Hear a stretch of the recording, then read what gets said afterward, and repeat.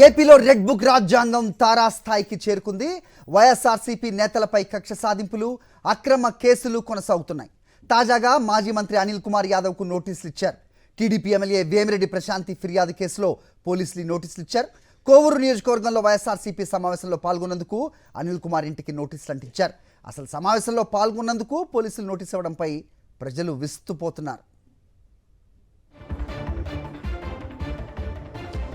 ఇది అంశంపై అప్డేట్స్ మా కరెస్పాండెంట్ సతీష్ ఇస్తారు. సతీష్, చెప్పండి. ఇక నవ్వి పోదురుగాక నాకేంటి అన్నట్టుగా ఉంది ప్రభుత్వ తీరనేది.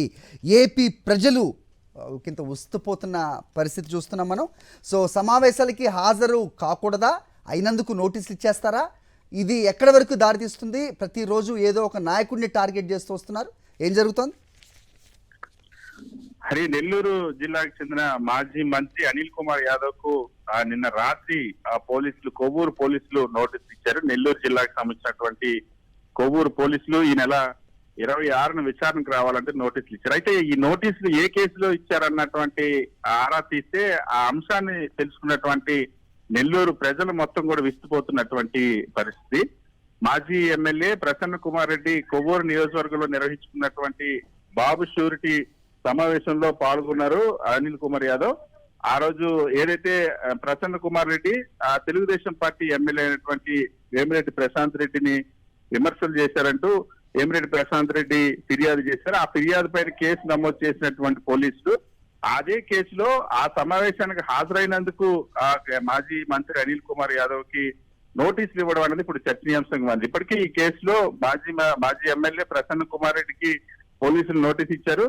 ఆయన చేసిన విమర్శల పట్ల ఆ ఎమ్మెల్యే ప్రశాంత్ రెడ్డి కేసు ఫిర్యాదు చేసిన నేపథ్యంలో ఆ కేసుని నమోదు చేశారు. ఇంకోవైపు ప్రసన్న కుమార్ రెడ్డి ఇంటి పైన వేమిరెడ్డి ప్రశాంత్ రెడ్డి మనుషులు, అనుచరులు బేబస్సులు సృష్టించి దాడి చేసినా ఈ రోజుకి ఆ కేసుకి సంబంధించి ఎటువంటి ఎవరిని అరెస్ట్ చేయలేదు, ఎటువంటి విచారణ జరగడం లేదు. కానీ ఇంకొక వైపు వేమిరెడ్డి ప్రశాంత్ రెడ్డి పైన విమర్శలు చేశారంటూ ప్రసన్న కుమార్ రెడ్డి పైన కేసు నమోదు చేసి ఇప్పుడు ఆ సమావేశానికి హాజరైనందుకు, ఆ మాటలు విన్నందుకు ఆ మాజీ మంత్రి అనిల్ కుమార్ యాదవ్ ని విచారించి పిలుస్తూ ఈ నెల 26న ఆ విచారణ రావాలంటూ నోటీసులు జారీ చేశారు. వాస్తవానికి మనం చూస్తున్నాం, మాజీ మంత్రి అనిల్ కుమార్ యాదవ్ వేమిరెడ్డి కుటుంబం చేస్తున్నటువంటి ఆ క్వార్ట్జ్ మైనింగ్ లో దోపిడీని ఎమ్మెల్యే ప్రశాంత్ రెడ్డితో పాటు ఎంపీ వేమిరెడ్డి ప్రభాకర్ రెడ్డి చేస్తున్నటువంటి దోపిడీ పైన గత కొద్ది రోజులుగా తీవ్ర స్థాయిలో విమర్శలు చేస్తారు, ఆధారాలతో సహా నిరూపిస్తున్నారు. ఈ నేపథ్యంలో అనిల్ కుమార్ యాదవ్ ని టార్గెట్ చేశారు.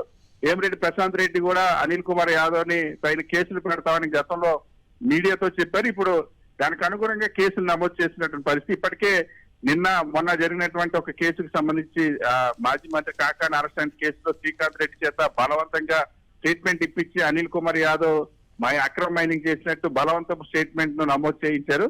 సో ఇప్పుడు మళ్ళీ ఈ కేసు కూడా అనిల్ కుమార్ యాదవ్ పైన ఆ కేసులో నమోదు చేసేందుకు ఒకవైపు కుట్ర చేసి, ఇంకోవైపు వేమిరెడ్డి ప్రశాంత్ రెడ్డి ఇచ్చినటువంటి ఫిర్యాదు పైన ప్రసన్న కుమార్ రెడ్డి విమర్శలు చేస్తే ఆ సమావేశానికి హాజరైనటువంటి అనిల్ కుమార్ యాదవ్ కి ఇప్పుడు నోటీసులు ఇచ్చి 26న విచారణకు రమ్మని పిలవడం పట్ల సర్వత్రా విమర్శలు వెల్లువెత్తున్నాయి.